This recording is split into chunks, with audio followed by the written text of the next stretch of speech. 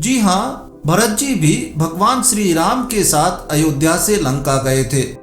यह सही है कि पहली बार लक्ष्मण जी ही श्री राम के साथ लंका गए थे और उस दौरान भरत जी अयोध्या में ही भगवान श्री राम की चरण पादुकाओं को सिंहासन पर विराजमान कर राजकाज संभाल रहे थे। परंतु भगवान श्री राम जब दूसरी बार लंका गए थे तब भरत जी उनके साथ गए थे। पद्म पुराण में इसका विवरण मिलता है। हुआ यह था कि रावण वध के बाद भगवान श्री राम ने लंका का राज विभीषण को सौंप दिया था, परंतु उसके बाद उन्होंने विभीषण और लंका की कोई खोज खबर नहीं ली थी। एक दिन उन्होंने निश्चय किया कि लंका जाकर विभीषण के राजकाज को देखना चाहिए।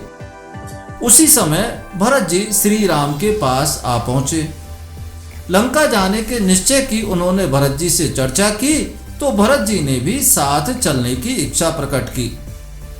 अयोध्या का राजकाज लक्ष्मण जी को संभलाकर प्रभु श्री राम भरत जी के साथ पुष्पक विमान से लंका के लिए रवाना हुए। पहले वे भरत जी के दोनों पुत्रों की राजधानी में जाकर उनसे मिले और उनके कार्यों का निरीक्षण किया। उसके उपरांत लक्ष्मण जी के पुत्रों की राजधानी में गए और वहां 6 दिन ठहरकर वहां की शासन व्यवस्था का निरीक्षण किया। उसके बाद वे महर्षि भरद्वाज एवं अत्रि के आश्रमों में गए।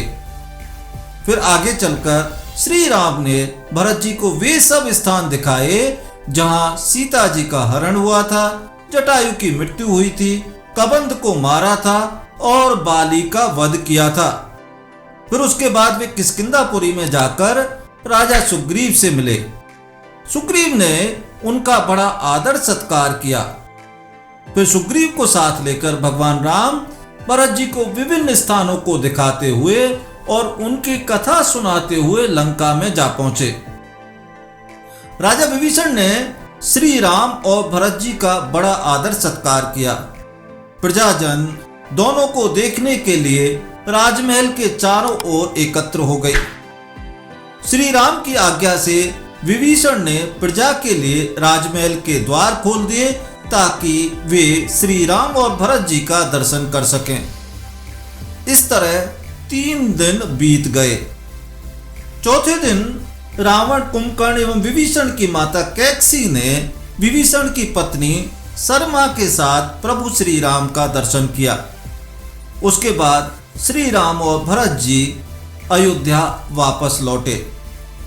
यह थी भरत जी की लंका यात्रा।